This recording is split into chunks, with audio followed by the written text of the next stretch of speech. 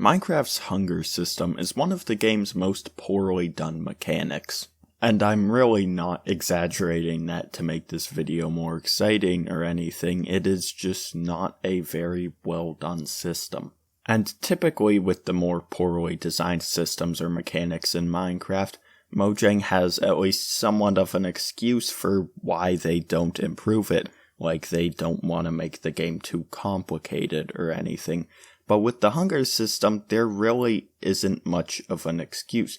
It could easily be improved while keeping it simple enough for most people to easily understand. In fact, that's exactly what we'll be seeing in today's video, how Minecraft's hunger system could be improved while still keeping it easy enough for vanilla Minecraft. So let's get into it.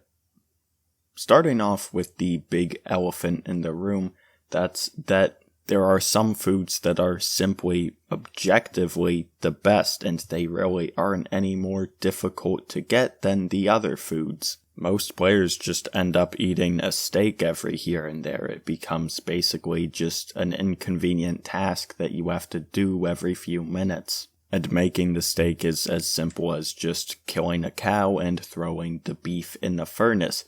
It is by no means an engaging or really fun system. It ends up kind of just being an annoyance to both the extrinsically and intrinsically motivated sides of the player base. The builders have to deal with eating every here and there, even though they don't really care too much for the survival aspects of the game. And then the players who like the survival aspects don't really get a good hunger system to make the game interesting. It's a lose-lose for everyone. And a lot of that is because there's really only one or sort of two factors when you eat food, and that is hunger. The only visible thing that varies from food to food is the amount of hunger it restores, resulting in some foods being better than others. Which wouldn't be such a bad thing if it weren't for the fact that it is to a very extreme extent in Minecraft. So one thing that I think is a must-have for any kind of a hunger or food overhaul is introducing different factors to foods, different things that they can restore. So let's say for starters you have hunger like there is now, but let's also add something else, stamina. Let's say instead of needing hunger to sprint, you need stamina to sprint, but we don't want to have to force the player to keep track of all of these different stats, so you have a lot of foods that both restore stamina and hunger.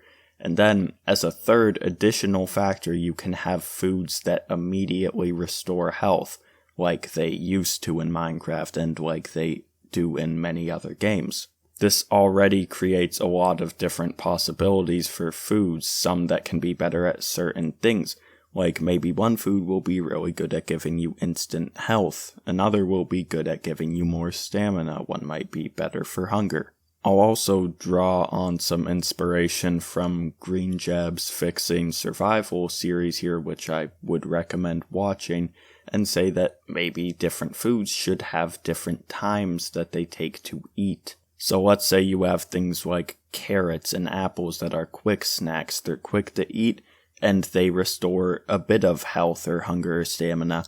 And then you have big meals like steak and things like that take longer to eat but give you more back in stats. And we can take this even further by having some of these special meals give special effects too. Like let's say an effect that temporarily increases your armor, or your speed or other stats.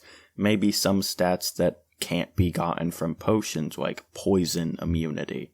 Plus we can add on to those three already existing primary factors by saying some foods can give you bonus hunger above the max that you can usually have. They can also give bonus stamina above the typical max and also bonus health like can already be achieved. These are all simple systems where all you need to do is look at a food and see here's what it gives me if I eat it, and maybe it can also display the time that it takes to eat. It doesn't take very long to understand it. It is in many ways just extending what food items in Minecraft can already do, providing new options. But with this, it gives the player reason to eat different kinds of foods instead of just having a bunch of cooked steak. One type of food might be better for another situation, like if you're going on a long run or journey, you might want more stamina, or if you want to quickly eat something, have a light snack and then a heavy meal for when you need more health back.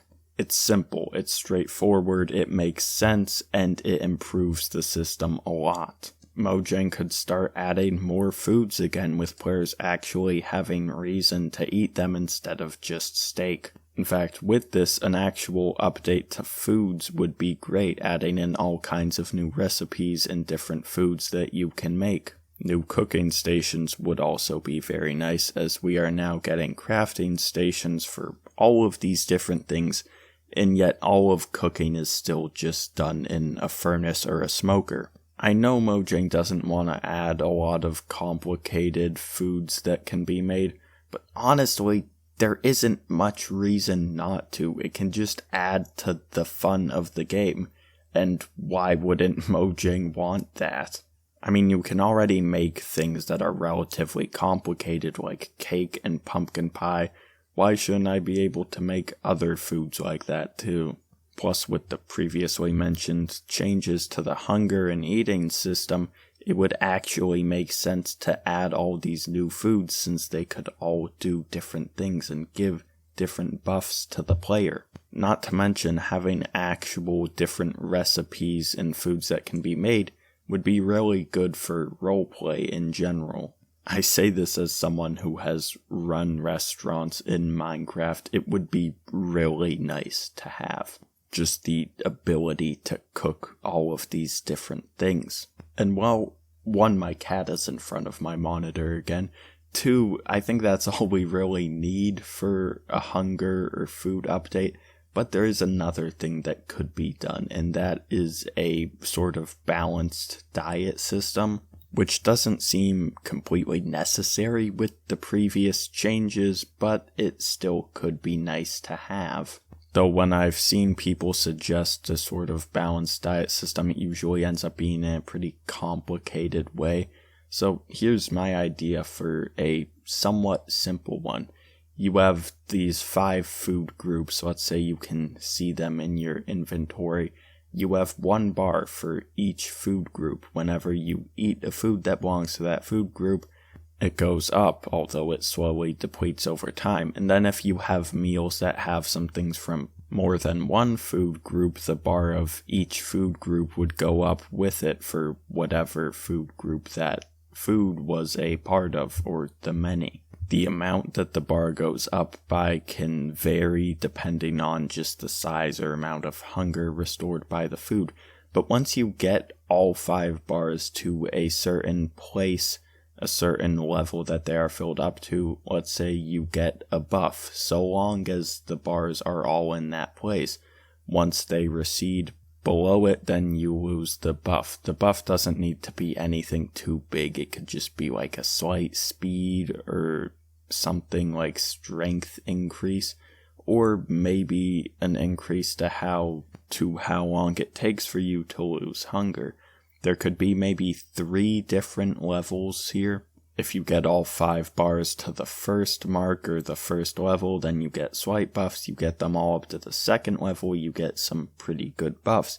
If you somehow manage to get them all up to the 3rd level, then you get really good buffs. And of course, while also hovering over food item, it would show what food group or groups plural it is part of. This system would encourage players to eat different foods from different groups, but like I said, I don't see it being necessary with the previous changes. Although, as some sort of like a toggleable option in settings, it could be nice for players who want somewhat of a more realistic survival experience. Now, if any of you have any ideas for improvements to this system or this proposal, then I would be happy to hear them down in the comments. Because that brings us to the end of my ideas for this video. Thank you for watching. I hope to see you in the next one, and for now, goodbye.